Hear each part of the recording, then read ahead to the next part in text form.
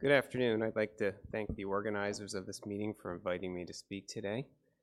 My topic's a little bit different than those that you've heard earlier, as I think the fruit of this topic will be seen probably in a decade or so from now, but it remains to be seen how this plays out.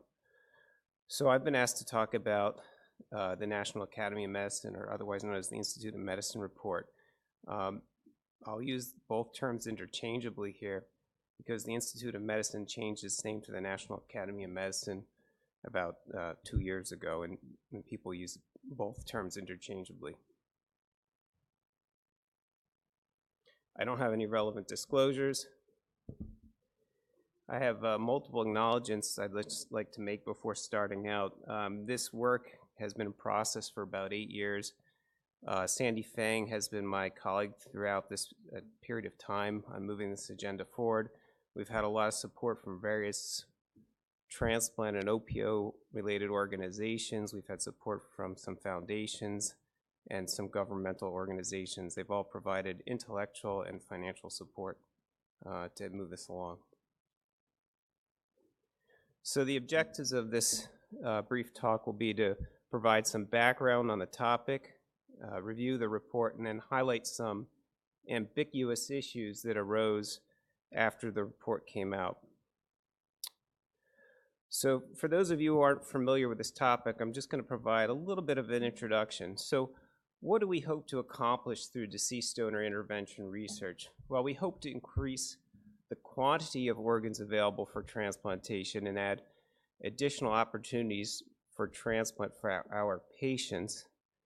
And we hope to improve the quality of the donor organs and perhaps add additional years of graft survival.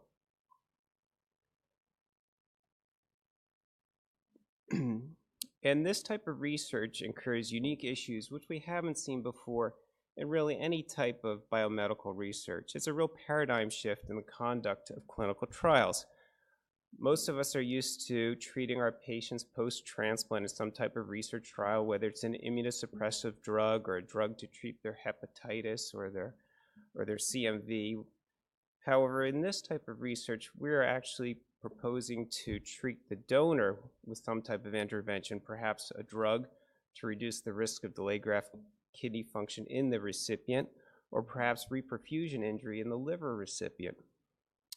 So the number and diversity of stakeholders raises the complexity of this type of research. We expose a donor to an intervention, perhaps an experimental drug, and all the recipients of the various organs are exposed to the drug through their interaction in the various organs. And these organs could go anywhere in the United States or wherever the organs are distributed.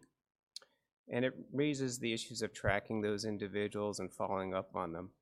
So there's an inadequacy of current ethical, regulatory, and logistic infrastructure in which we can conduct this type of research. There's some interesting issues that arise that I just want to point out.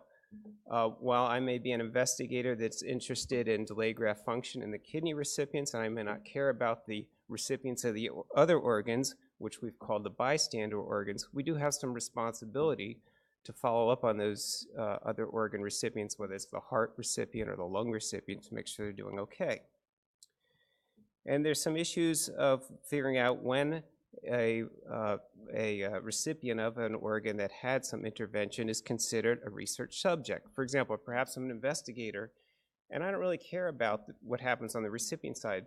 My primary outcome is perhaps measuring the cytokines in a donor.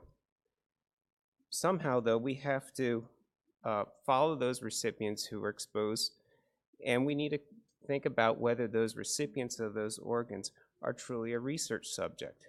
And under various regulations now in the United States, they don't really fall into a category of a research subject.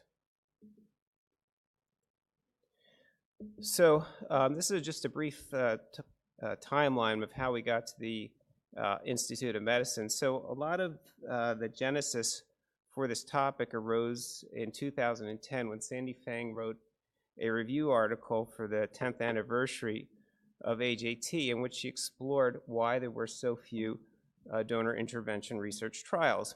And that led to some conversations within the ASTS and then with the other transplant and organ procurement organizations. And we met several times over several years, discussed these, and we put this topic into an AJT review article, essentially a white paper. We brought the topic to the Advisory Committee of Transplantation to the Secretary, which is an advisory committee for the Secretary of Health and Human Services in the US.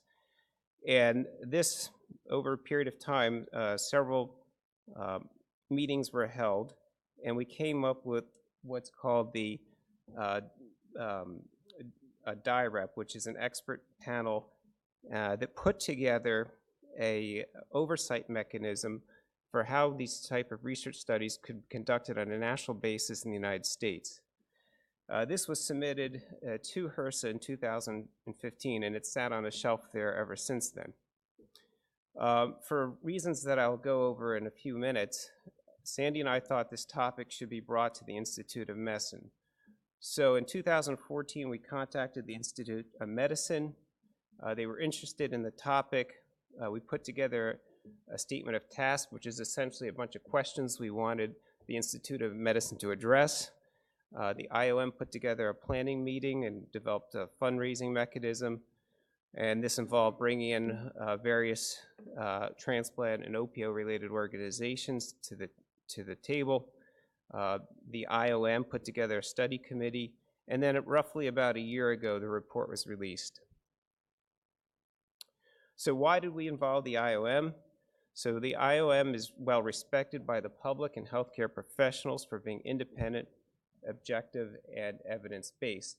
And all of us who had been involved in this project in the preceding years had some type of stake, whether we were on the transplant side or the OPO. Our livings depended on transplantation. And the IOM reports have really had a transformative impact on transplantation in the United States. There have been 2 prior reports on non-heart-beating donor, which have led to how we view non-heart-beating donor transplantation in the US, and have been important in the volume of transplants from non-heart-beating donors that we currently see. And they've also had a prior report on organ donation and potential ways to increase organ donation. So let me quickly just go through some of the topics in the NAM report.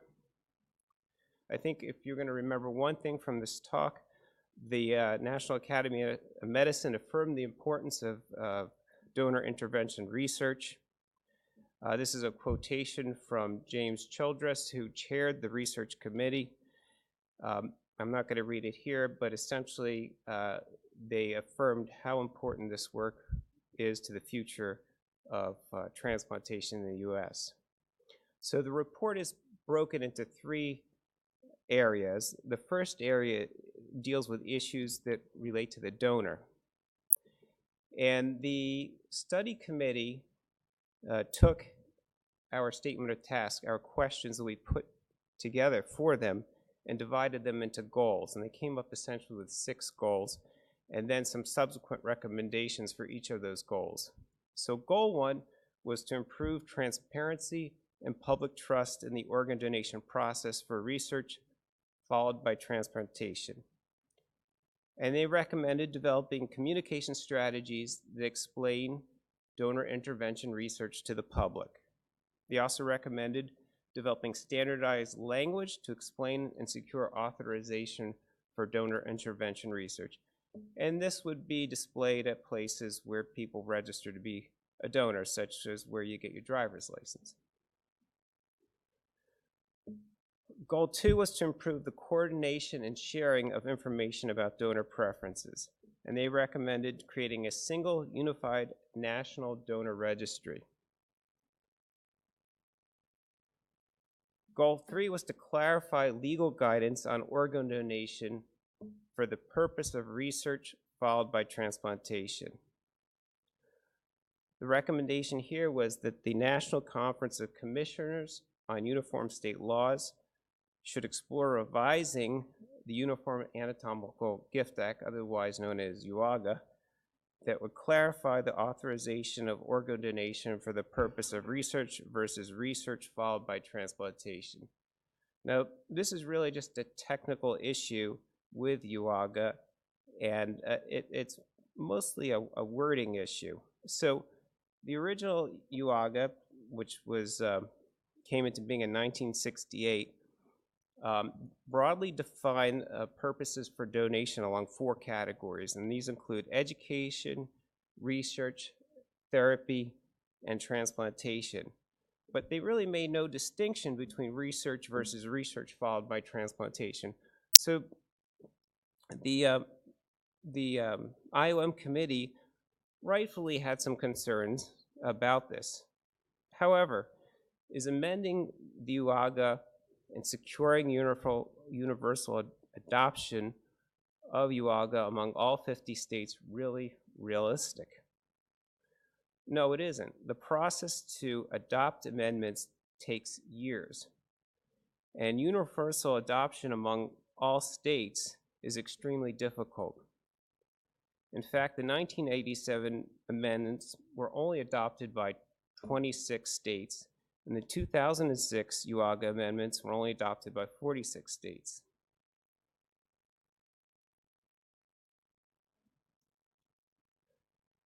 So Blair Sadler, who was one of the original authors of UAGA in 1968, has proposed that there's some workarounds to this, and they're fairly simple. And he proposed that organ procurement organizations should be explicitly empowered to seek authorization from the designated family member to include donor intervention research. And he's proposed that there's a standardized amendment that could be shared among all OPOs that can be added to existing authorization documents that they use. So the second portion of the IOM report dealt with informed consent of the recipient. So goal 4 was to promote informed consent for participation in donor intervention research in a manner that is compatible with the logistical complexities of organ transplantation. In other words, they proposed putting together a protocol for educating transplant candidates at the time of their evaluation about donor intervention research, and then when they were offered an organ, give them more information about the potential protocol that that donor was involved in. This is really a similar 2-step process to what we now conduct in the US for increased public health service type donors and for kidney recipients who are considering accepted high KDPI organs. However, the report left some areas of uncertainty, and perhaps this was not really in the committee's sphere of influence to weigh in on. One was a lack of consensus of whether donor intervention research automatically converts recipients into human subjects, even if no direct interventions or interactions are conducted for research purposes. So go back to that researcher that I mentioned at the beginning of the talk who was just cared about measuring cytokines in a donor after they gave a donor a certain compound. Under current regulations, the recipients of those organs would not in general be considered human subjects.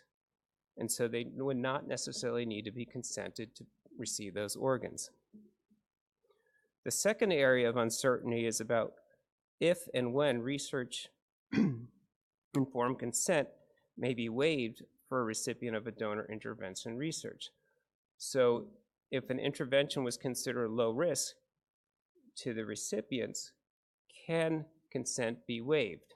Or if a researcher is just following graft outcomes and patient survival as reported by UNOS in a standard analysis file, and they never meet with those recipients, they never collect any samples from those recipients, is this considered a case where informed consent can be waived? So the Office of Human Research Protection in the United States is aware of these issues, but has not yet published any guidance on these questions. And it will probably be several years till we hear from them with some definitive answers. And then finally, the third piece of the IOM report dealt with national oversight. So goal 5 was to establish a centralized management and oversight of organ donor research in order to assure equitable, transparent, and high-quality research. So the recommendations for this goal, including developing a donor research oversight committee to guide, coordinate, evaluate, prioritize, and disseminate research on deceased organ donor interventions. The studies should have specific data monitoring boards, DSMBs, much as we currently use in research studies. And they also recommended having a single institutional IRB for these research studies.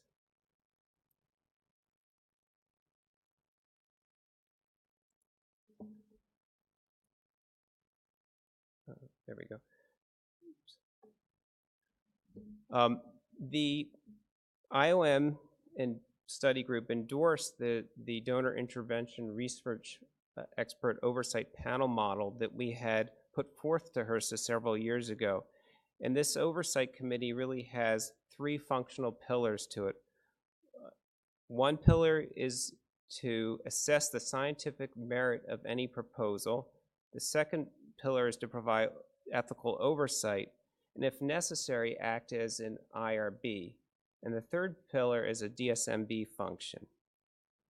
So essentially, they have endorsed the model which HRSA currently has sitting on its shelf. And finally, goal 6 was to promote transparency regarding donor intervention research and enable the implementation, tracking, and analysis of organ donor intervention research to improve transplant outcomes. So the recommendations here were to add data fields in UNET to allow for the designation of the organ as a donor intervention research organ. And then to include in UNET some relevant information about the research protocol such that the physicians and surgeons who are accepting those organs, or at least considering accepting those organs, would know something about the protocol and can speak to their potential recipient about it.